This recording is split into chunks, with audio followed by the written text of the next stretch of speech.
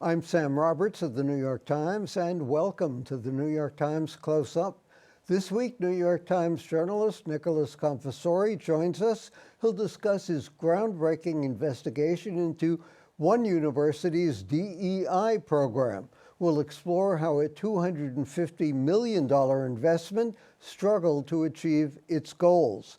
But first, in their new book, Lucky Loser, New York Times investigative reporters Suzanne Craig and Russ Buettner reveal the facts behind Donald Trump's wealth. Their three-year investigation won a Pulitzer Prize for the New York Times and now forms the basis of this compelling book. Welcome to you both. The Times called this a first-rate financial thriller. The Financial Times said here for the first time is a meticulous masterpiece of narrative reporting filled with scoops. It's the definitive true accounting of Trump and his money, what he had, what he lost, and what he has left, and the final word on the myth of Trump, the self-made millionaire. How did he start out and become a self-made millionaire, or was he a self-made millionaire? Russ? Thanks for that nice introduction, Sam.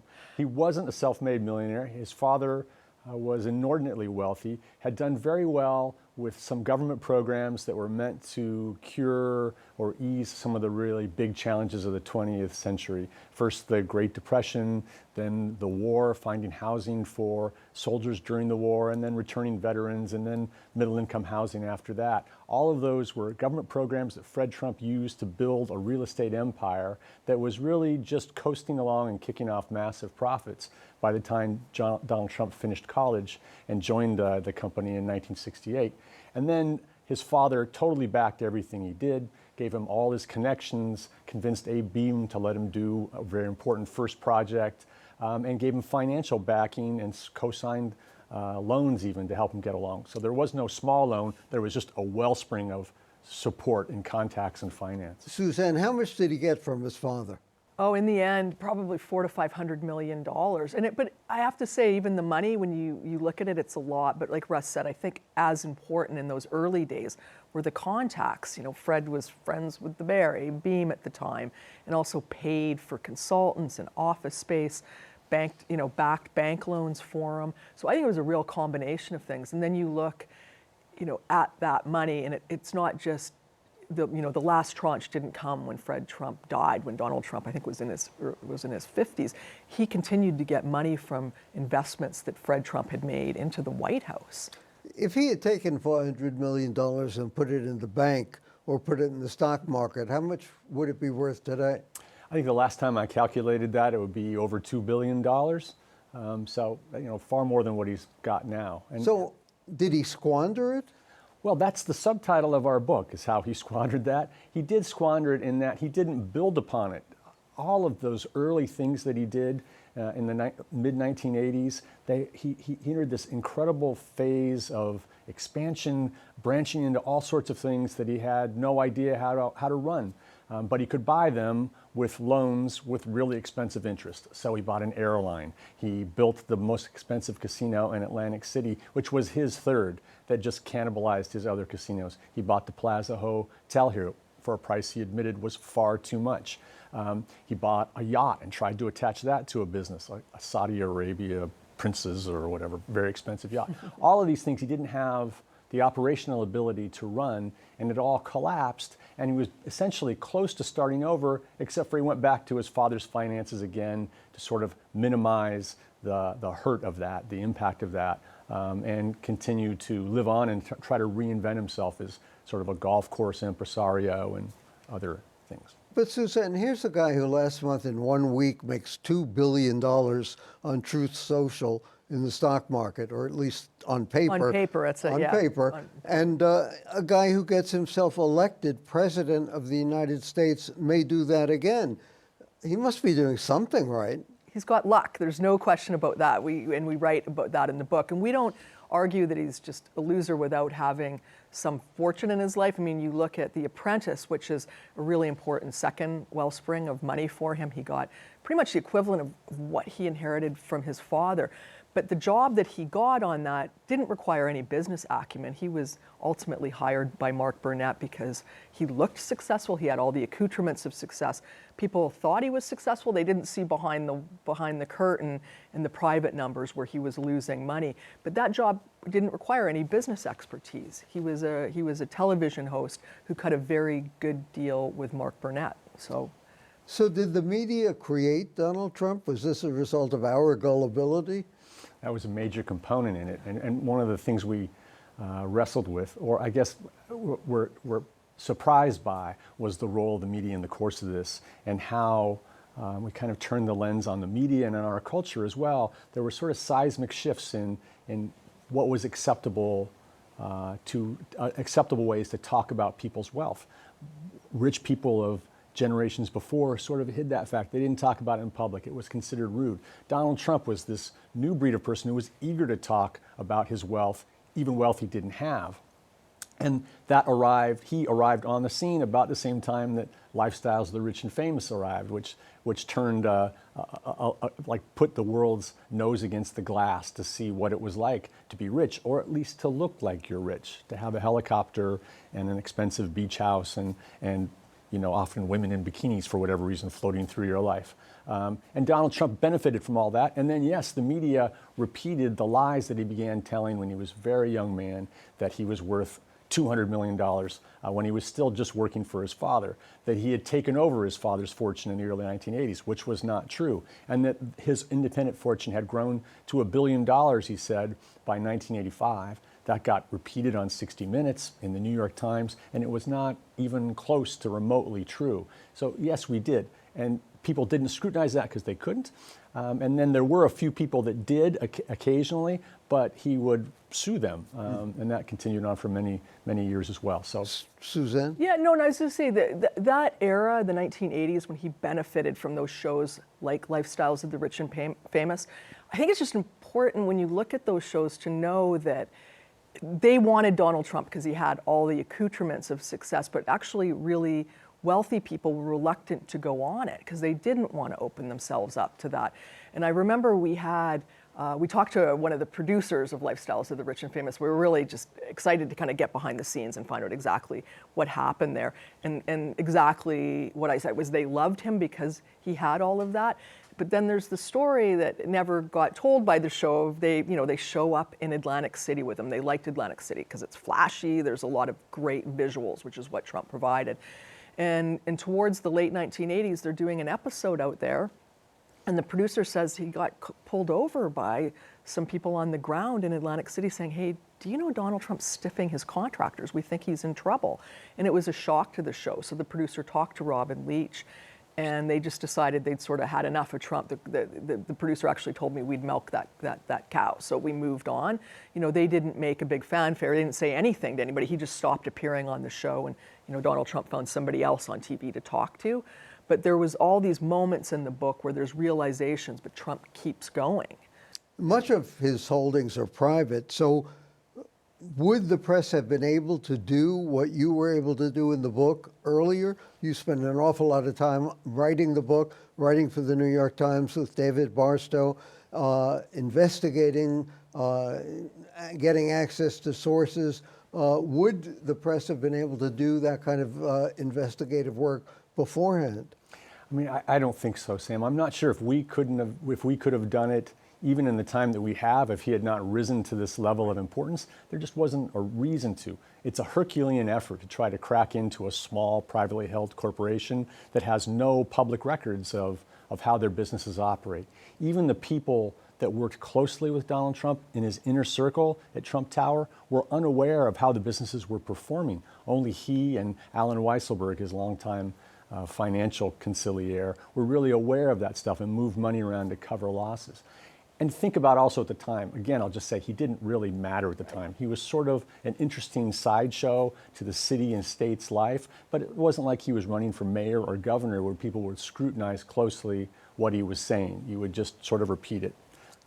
To me, the worst thing, I mean, everything is relative, of course, was the companies he created and charged his tenants more for maintenance and other things and socked the tenants. That seemed like a real hurt. But what was the impact of all of this? Who did it hurt? Well, I mean, that one hurt the tenants, right? Yeah, They created an invoice yeah. padding scheme to transfer in the 1990s their father's extensive cash fortune to the kids outside of the gift or estate tax system. And they had to use those extra bills, or they chose to use those extra bills to apply for rent increases through rent regulation that they weren't really entitled to. So that was the direct one. But who was really hurt by all the other things? Everybody who ever did business with him got hurt. Almost every partner he ever had eventually had a bad outcome from that. People who invested in those companies, the junk bond holders, some of the banks, they all took massive haircuts. So I think that's sort of the circle, but it's not, you're right, there's not a huge societal impact other than the wrong impression of him that became very consequential, right, by the time he ran for office. It's interesting because when you said that, I sort of was framing it. I was sort of thinking just how it was a lesson too, because I think we're all paying a price for it now. And I think back at the time, like Russ said, he wasn't consequential. So did it matter that we were saying he was worth $1 billion or repeating his lies when he was just in his early 20s that he was worth 200 million? Though that number kept growing. But I think it's just a good lesson for journalists in this, that if you don't know it, just say there's no way to verify it. Like have some asterisk on it, because that lie got repeated over and over and over into history and it became fact. Did he benefit financially from being president? That's a tricky question because you can't just sort of isolate that. There was a lot of other things going on, including the pandemic when he was president. But you do see areas where he did. Mar-a-Lago, he increased the memberships there. And that's one of the more tangible things, and we can see him pulling out money during that time. I think that's the most tangible thing. But you look at another property he has as an example. He's subsequently sold it. But the old post office hotel, there was a lot of stories about wining and dining there. Our colleagues, including Nick Confessori, who you're having on next, did some great work on that about it. But the old post office itself it was losing money, and it required capital injection. So I think he just mitigated his losses there. But he did have people coming in and spending money. And then you have sort of the unknown of just how many people would book a room and not show up, and all the money that came in that we can't really trace, at his various properties. And we hear a lot about Joe Biden's son in Ukraine. What about Donald Trump's son-in-law in the Middle East? Well, that's a great question. That's, I think, an unexamined thing. What you're referring to is that he got, I think, $2 billion from a Saudi Arabian fund, deciding that he, with no real investment background, was the best choice in the United States of America to handle $2 billion worth of investments. There are a lot of people who just look at that on its face and say they're clearly just trying to curry favor with the family of a potential future president. You have to wonder, if that's true, and we don't know, will they still see the same thing in Jared Kushner after the election, should Donald Trump lose, that they saw before? That may be a revealing moment if they decide to. If Donald Trump were sitting here, what would you ask him? We had one question. Wow, Sam, that's a big one. That's a big question. Part of the frustration of even thinking about that for a minute is he doesn't reveal anything about himself when he answers questions, and he doesn't really reveal even the truth of anything. He lies. I mean, there was one time I had him on the phone with our colleague, Charles Bagley. We were talking about Atlantic City, his history there, and I had found a maneuver he had made that I was told, I ran it by prosecutors, and they told me if that would have been known at the time, that could have resulted in an indictment. And I told him that. I faxed it ahead to him. He didn't respond to it. He didn't seem to know about it when I got it. It wasn't like it raised any red flags to him. Usually it would. And when I spoke to him, he just said, sometimes, I don't know, I don't really remember that. Sometimes you're better off lucky than good, and just sort of moved on, which I felt like it was as close as I ever got to anything from the truth from him. So it's an unsatisfying thing to envision. And Suzanne? it's an interesting question because, we've tried to get a hold of him to interview him. And in the past, when we've gone to him, we've had significant financial information on him, his taxes, information about his father's empire. Every time we go to them, they just say what we have is wrong. They lie to us, and our information that we've had, that we've published, has been borne out to be correct. We knew it was correct, and they lie. It's a really frustrating thing, especially at times when Russ and I were dealing with him, it was coming from the White House. Any reaction to the book from the Trump organization or Trump himself? They've issued us a kind of a cease and desist letter. We don't know exactly what they're asking for. They've alleged some things were wrong without really explaining what those were, but that's about it. Russ Buettner, Suzanne Craig, the book is Lucky Loser. Very timely book coming up indeed. And next, a deep dive into the challenges and controversies around DEI initiatives in higher education.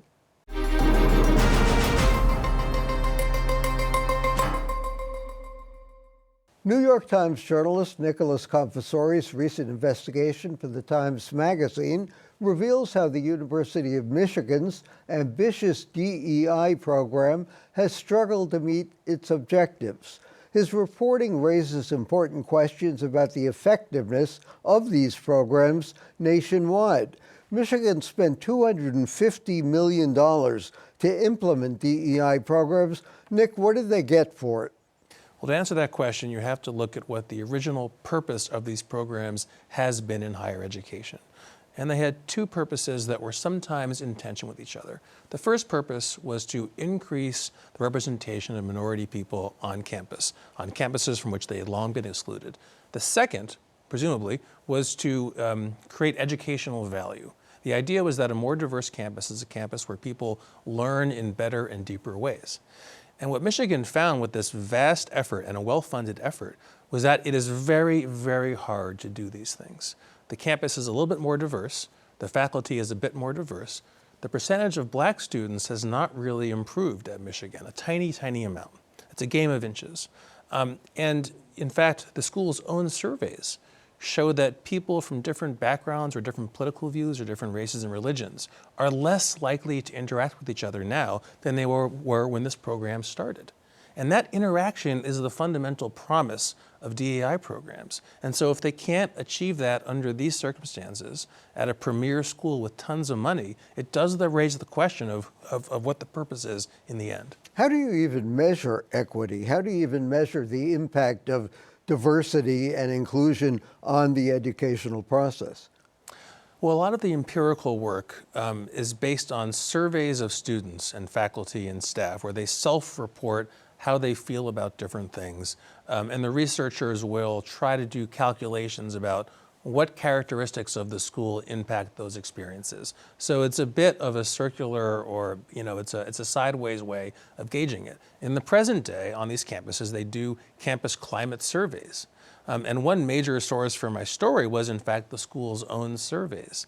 And I was kind of fascinated when I read these surveys and I saw that instead of these numbers going up, sentiments about the campus climate, the likelihood of taking part in DI activities, the likelihood that you engage with people across differences, had gone down or been flat. It hadn't gone up. And so you wonder if you spend $250 million, not million, $250 million on this, and you can't move those numbers up. What does it say about how these programs work, and how effective are the tools that individual schools really have to change these things? Is part of this is beyond my ken, but is part of this sort of the Heisenberg principle that the very act of measuring this changes it, that when you focus that much on things like race and diversity and inclusion and equity, you are creating a greater awareness of it as well? I think both critics and supporters of DEI agree on that point. And the difference is, well, I'll put it this way. Supporters of DEI say, yes, of course, if you sensitize people to histories of racism and oppression and exclusion, it does make them upset. Mm-hmm. And conservative critics of DEI says, yes, you're making everybody upset.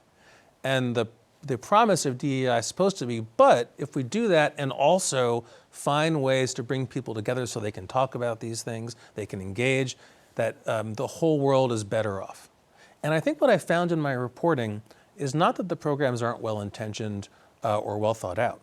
but that they have a limited ability to actually impact what is happening on campus, because so much of what is happening on campus is impacted by things happening in the rest of the world. And the same structural forces and kind of inequities that these programs are meant to address actually make it very hard for even a well-resourced school to move the needle. What has the impact been of affirmative action and court decisions about that? So Michigan, in a way, the last 10 years at Michigan have been a preview of what the rest of selective higher education will undergo in the next few years. Because the voters in Michigan actually outlawed affirmative action back in 2006. They passed a referendum. So from 2006 forward, the University of Michigan had to figure out, how do we create diversity on campus? How do we pursue equity while using race-neutral means? And they came up with all kinds of workarounds, and some of them I think are really on the border of violating that law, where they tried to find proxies for diversity, especially in hiring, for example.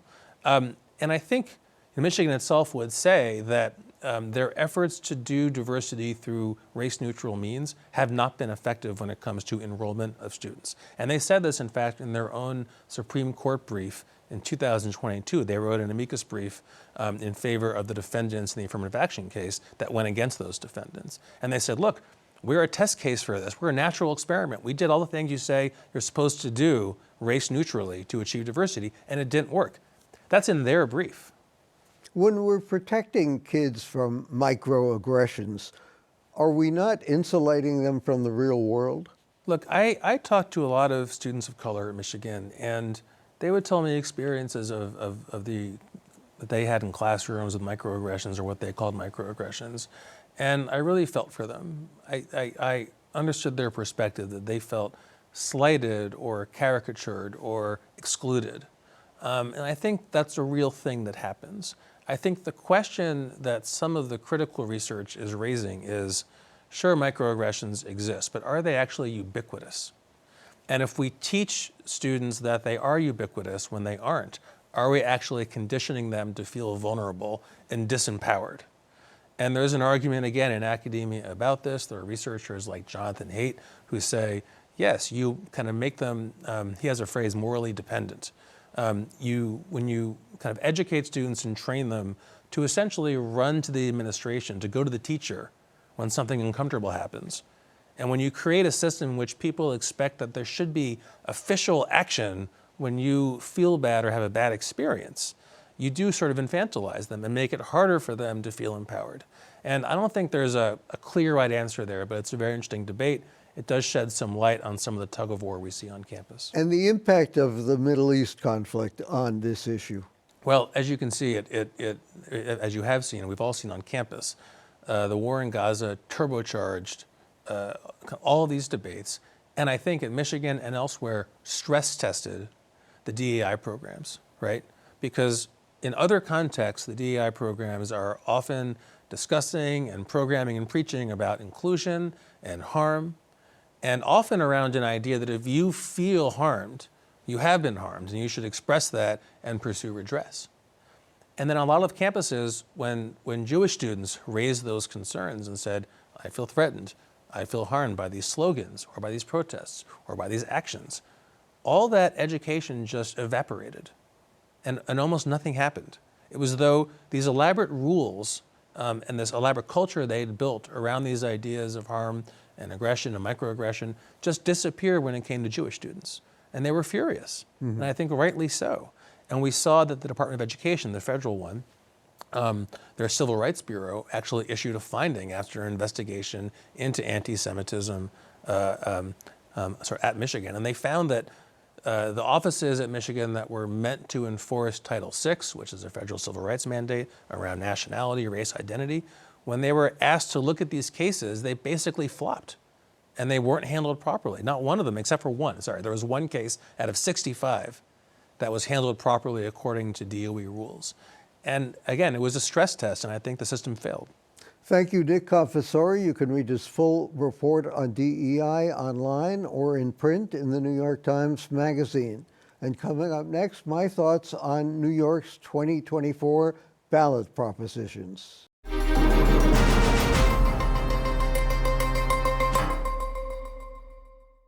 If you haven't already voted in New York City, don't forget to look at the other side of your ballot. Proposal 1 would amend the state constitution's Equal Protection Clause. It would further prohibit a person's rights from being denied because of sex, sexual orientation, gender identity, gender expression, pregnancy, and reproductive health care. City Charter Amendments 2 to 6 seem sound, but are potentially problematic. Number 2 would finally launch the program to place household and commercial garbage in containers.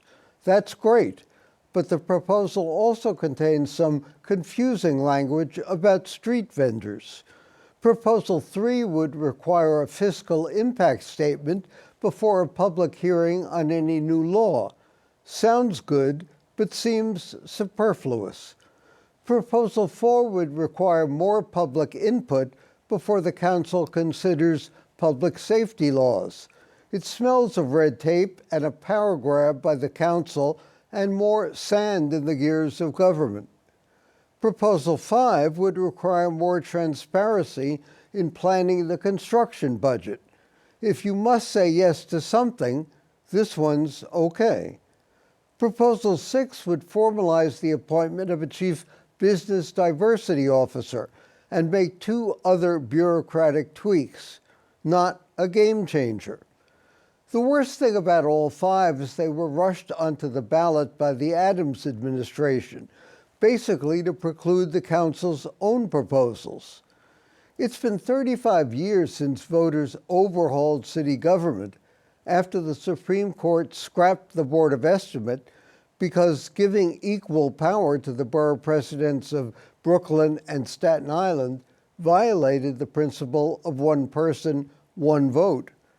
In retrospect, we did get a more democratic city council, but the board's abolition cost us 2 bulwarks of democracy: the ability to confront city officials face-to-face at regular public hearings, and the transparency to vet every contract over $10,000.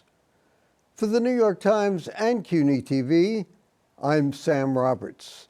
And don't forget to download the CUNY TV app. You can catch our weekly program on the go, anytime, anywhere.